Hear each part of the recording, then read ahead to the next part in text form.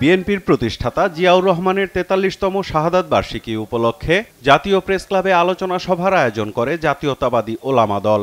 আপনারা সবাই খালিদ বিন ওয়ালিদের সৈনিক। বিএনপি নেতারা বলেন, আধিপত্যবাদী শক্তি ক্ষমতা দখল করে দেশকে নষ্ট করে দিয়েছে। বিএনপির স্বার্থে নয়, দেশের মানুষের নিজেদের স্বার্থে ঐক্যবদ্ধ প্রতিরোধ গড়ে তুলতে হবে।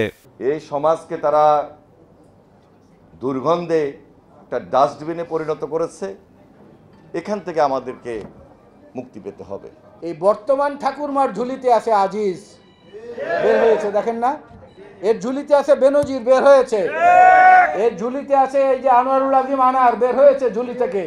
আজকে এই দেশটাকে আজকে প্রতিবেশী রাষ্ট্রের একটা অঙ্গরাজ্য পরিণত মতো অবস্থা আজকে নিয়ে চলে গেছে। কোথায় স্বাধীনতা আছে আমাদের? বিদেশিদের বাংলাদেশে বিমান ঘাঁটি তৈরি করা বা খ্রিস্টান রাষ্ট্র প্রতিষ্ঠার চেষ্টা নিয়ে সরকার প্রধানের দেয়া বক্তব্যের সমালোচনা করেন মির্জা ফখরুল ইসলাম আলমগীর। ন্যায্য হিস্সা নিয়ে ভারতের সঙ্গে দেন দরবার করতে সরকার ব্যর্থ হয়েছে বলেও দাবি করেন তিনি। তাদের জঙ্গি বিমান নামবে, সেটাকে তাদের এয়ারবেস হিসেবে ব্যবহার করবে।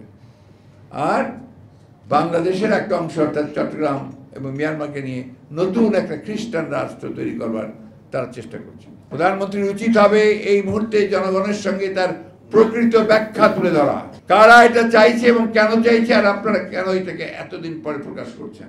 আপনাদের হাতে স্বাধীনতা কোনোদিনই নিরাপদ না। ভারতের নির্বাচনের উদাহরণ টেনে মির্জা ফখরুল দেশেও সুষ্ঠু নির্বাচনী ব্যবস্থা ফিরিয়ে আনার তাগিদ দেন। ভারতবর্ষে ভোটের অধিকার আছে বলে কিন্তু তারা অন্তত ওই যে মোদী 3 বার একেবারে নিরঙ্কুশ সংখ্যা গরিষ্ঠতা পেয়ে ক্ষমতায় যাওয়ার যে ইচ্ছা বাসনা, সেটাকে কিন্তু তারা রোধ করে দিয়েছে।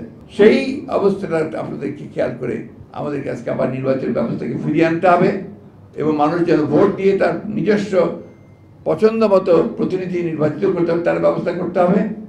বিএনপি মহাসচিব বলেন, সাবেক পুলিশ প্রধান বেনজির আহমেদ আওয়ামী লীগকে ক্ষমতায় টিকিয়ে রাখতে সর্বোচ্চ চেষ্টা করেছিল, আর সেনাপ্রধান আজিজ আহমেদকে জ্যেষ্ঠতা ডিঙিয়ে নিয়োগ দিয়েছিল সরকার।